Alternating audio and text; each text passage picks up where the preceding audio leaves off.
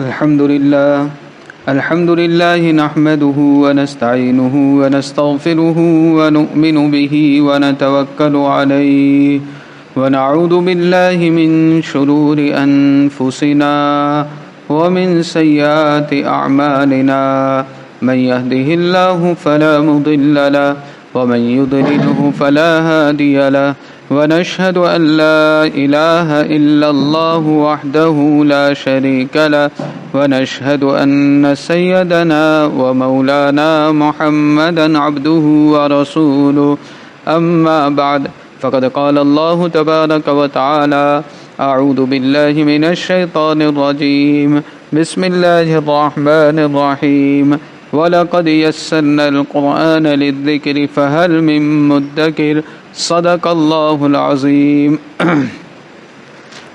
بسم اللہ الرحمن الرحیم.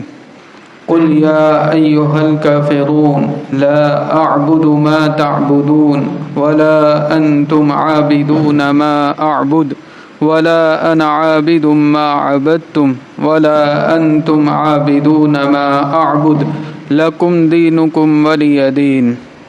یہ سورہ کافرون ہے جس میں اللہ تبارک و تعالی نے کفر کے ساتھ ایسی صلح کہ جو ایمان سے ہٹانے والی ہو اس کی نفی کی ہے. یہ بہت اہم صورت ہے. اس میں اللہ تبارک و تعالی نے بہت اہم پیغام دیا ہے. سب سے پہلے تو کہ یہ سورہ مبارکہ کیوں نازل ہوئی، اس کا شان نزول کیا ہے.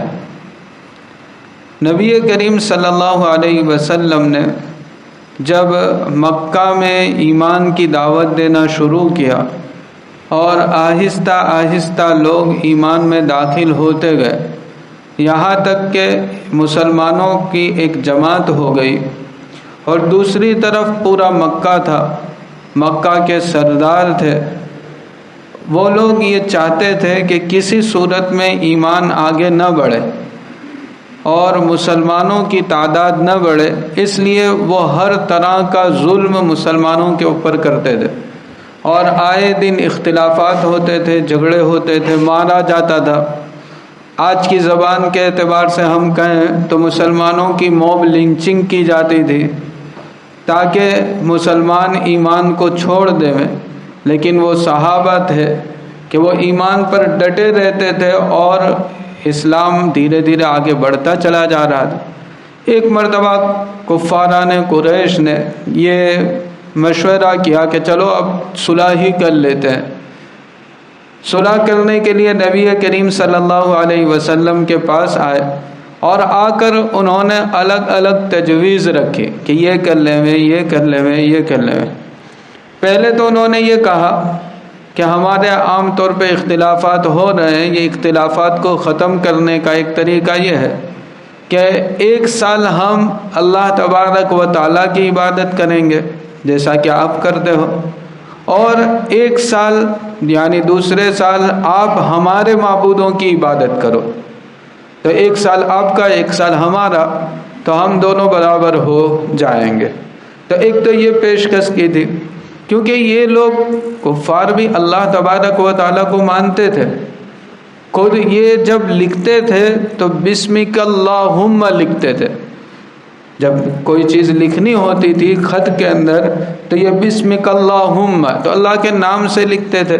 یہ لوگ لبیک کہتے تھے، حج کرتے تھے، حتیٰ کہ خود قرآن کریم کہتا ہے وَلَئِن سَأَلْتَهُم مَّنْ خَلَقَ السَّمَاوَاتِ وَالْأَرْضِ لَيَقُولُنَّ اللَّهُ، کہ آپ ان سے پوچھئے کہ زمین اور آسمان کس نے پیدا کیے، تو یہ لوگ کہیں گے کہ اللہ ہی نے پیدا کیے.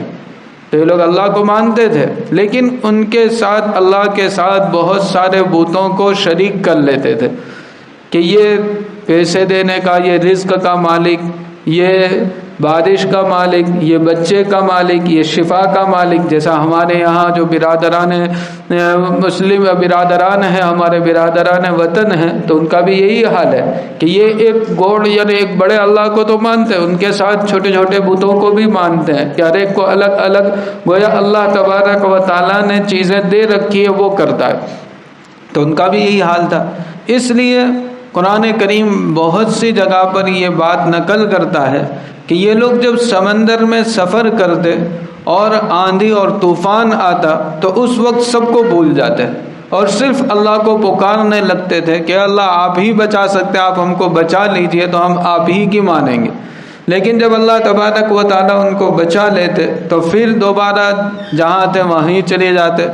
جیسے ہمارے یہاں مسلمان بھی ہوتے ہیں، بہت سے ایسے ہیں کہ جب حالات آتے ہیں تو مسجد میں دکھائی دیتے ہیں، جب حالات چلے جاتے ہیں تو مسجد سے بھی وہ چلے جاتے ہیں۔ تو یہ حال ہمارے مسلمانوں میں بھی ہو رہا ہے۔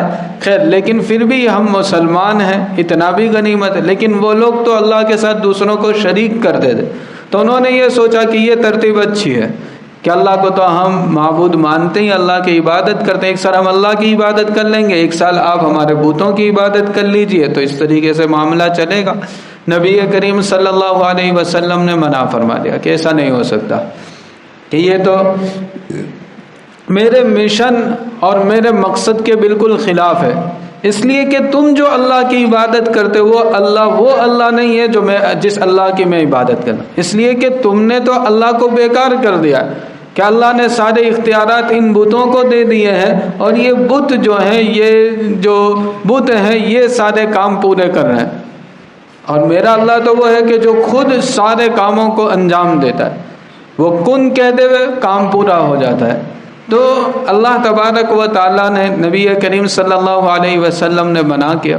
انہوں نے دوسری ایک چیز رکھی کہ ٹھیک ہے، اگر یہ منظور نہیں ہے تو یہ کام کر لیتے ہیں کہ آپ جب بیت اللہ میں داخل ہوں، مسجد حرام میں داخل ہوں، تو ہمارے جو بت ہیں صرف ان کو ہاتھ لگا لیا کریں، ان کو بوسہ دے دیا کریں، اتنا آپ کر لیا کریں تاکہ ہمارے درمیان کا اختلاف ختم ہو جائے۔ تیسری ایک پیشکش انہوں نے یہ کی کہ اگر آپ یہ چاہتے ہیں کہ ہم آپ کو مالدار بنا دیں تو آپ کو جتنا مال چاہیے اتنا لا کر ہم دینے کے لیے تیار ہیں، لیکن ہمارے بتوں اور ہماری مورتیوں کو آپ بلا بلا کہنا چھوڑ دیں، آپ یہ کہنا چھوڑ دیں کہ ان سے کچھ نہیں ہوتا۔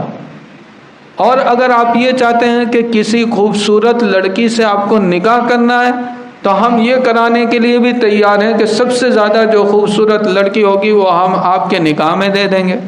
اور اگر آپ یہ چاہتے ہیں کہ آپ سردار بن جائیں تو ہم آپ کو سردار ماننے کے لیے بھی تیار ہیں، لیکن ہمارے بتوں کو برا بھلا کہنا چھوڑ دیجیے، کیونکہ عموماً دنیا دار جو ہوتا ہے وہ دنیا دار ان تین چیزوں کی وجہ سے ہی کوئی کام کرتا ہے، یا تو مال مقصود ہوتا ہے کہ مال مل جاوے، یا تو عورت مقصود ہوتی ہے، یا تو پھر شہرت مقصود ہوتی ہے کہ میں بڑا بن جاؤں، میں سردار بن جاؤں۔ تو ان لوگوں نے سوچا کہ اسی وجہ سے کر رہے ہوں گے، لیکن یہاں تو معاملہ ہی الگ تھا۔ تو نبی کریم صلی اللہ علیہ وسلم نے یہ ساری چیزیں سنی۔ اس کے بعد یہ سورت مبارکہ نازل ہوئی جس میں اللہ تبارک و تعالیٰ نے بالکل صاف صاف اعلان کر دیا کہ ایسا نہیں ہو سکتا۔ جب یہ سورت نازل ہوئی تو نبی کریم صلی اللہ علیہ وسلم مسجد حرام میں گئے اور بیت اللہ کے پاس جہاں یہ سارے سرداران بیٹھے ہوئے تھے وہاں جا کر نبی کریم صلی اللہ علیہ وسلم نے زور سے اس سورت کی تلاوت کی۔ جب یہ سورت کی تلاوت ہوئی تو ان لوگوں نے سمجھ لیا کہ ہمارا یہاں کام بننے والا نہیں ہے، یہ تو قیامت تک ان کے اس چیزوں کے اوپر ان چیزوں پر آ نہیں سکتے، یہ ایمان پر ڈٹے رہنے والے ہیں۔ تو یہ آیت کریمہ اس وقت یہ پوری سورت اس وقت نازل ہوئی جس میں اللہ تبارک و تعالیٰ نے فرمایا قل یا ایھا الکافرون، اے نبی جی آپ کہہ دیجئے کہ اے کافر ہو۔ حالانکہ قرآن کریم دوسری سب جگہ کے اوپر کیا کہتا ہے، یا ایھا الناس، اے لوگو تم آ جاؤ اپنے رب کی طرف، لیکن بعض جگہ پر جلال ہوتا ہے تو اس کے اندر یہ ہے کہ اے کافر ہو، اے نہ ماننے والو، اے اللہ کو نہ ماننے والو۔ تو یہ کافر کا مطلب ہی یہ ہوتا ہے کہ انکار کرنے والا، کافر کا مطلب ہی یہ ہے انکار کرنے والا۔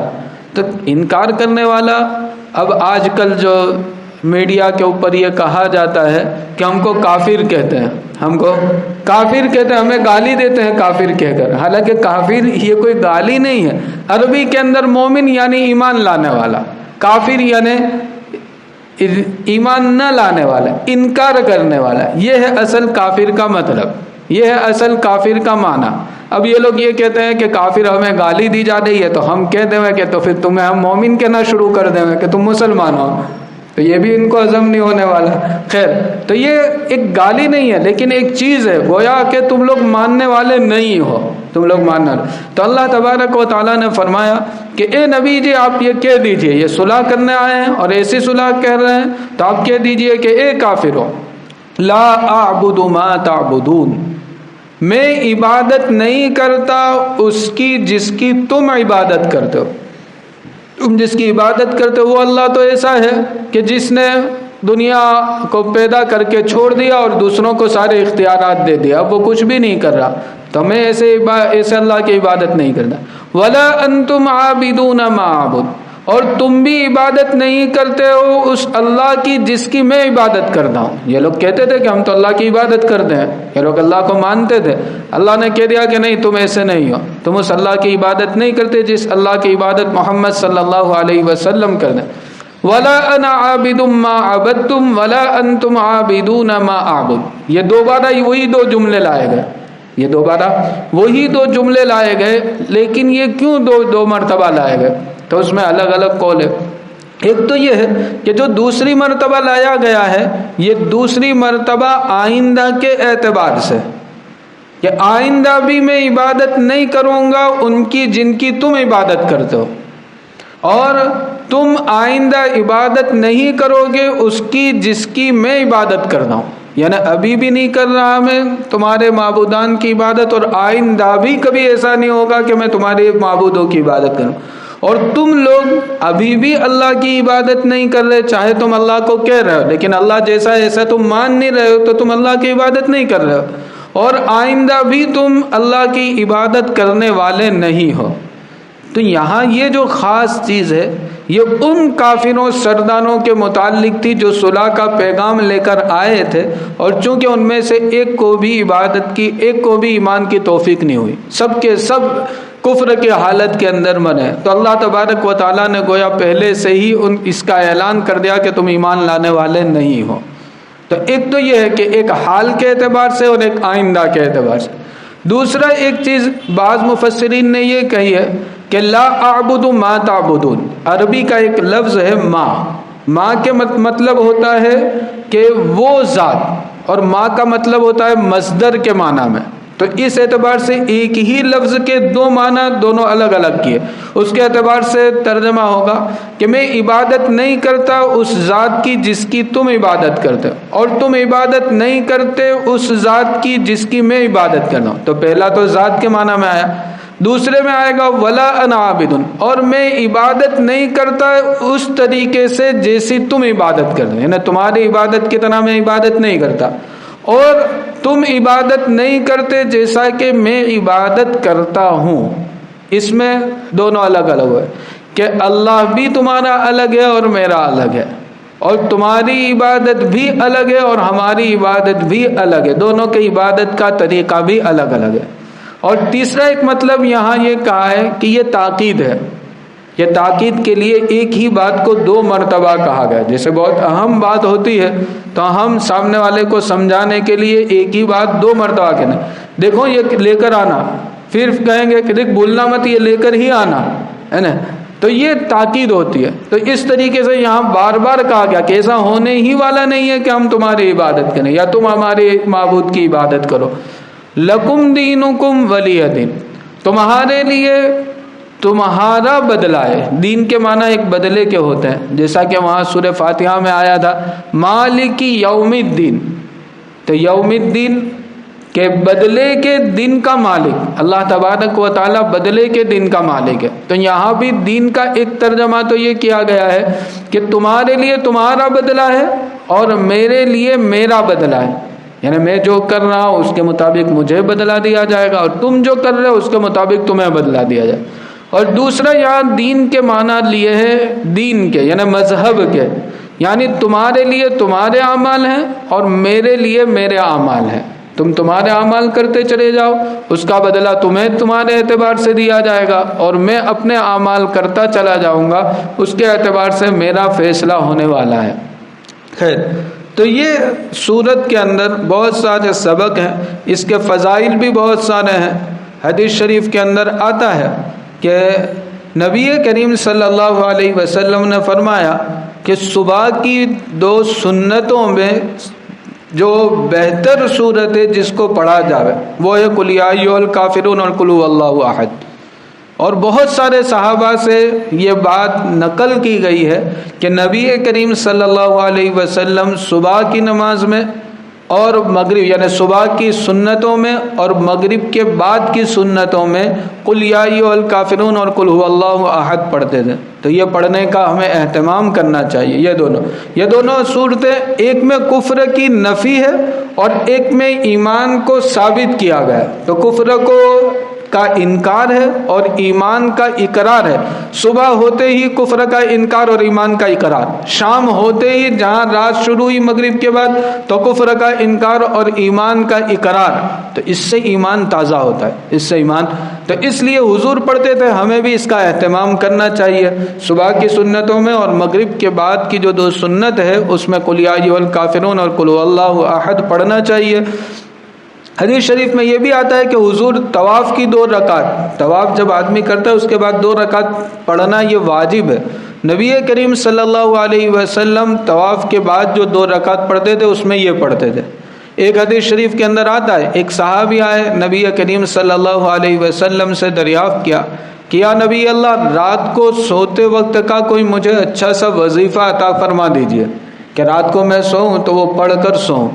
نبی کریم صلی اللہ علیہ وسلم نے فرمایا کہ یہ سورت پڑھ لیا کرو، کہ یہ سورت کے اندر کفر سے براءت ہے، کفر کا انکار ہے، تو اس لیے یہ پڑھ کے سویا کریں۔ اس سے پہلے اور بھی آیا تھا کہ حضور نبی کریم صلی اللہ علیہ وسلم خود قل یا ایھا الکافرون قل ھو اللہ احد قل اعوذ برب الفلق قل اعوذ برب الناس یہ پڑھ کر اور اپنے بدن کے اوپر دم کر کے سویا کرتے تھے۔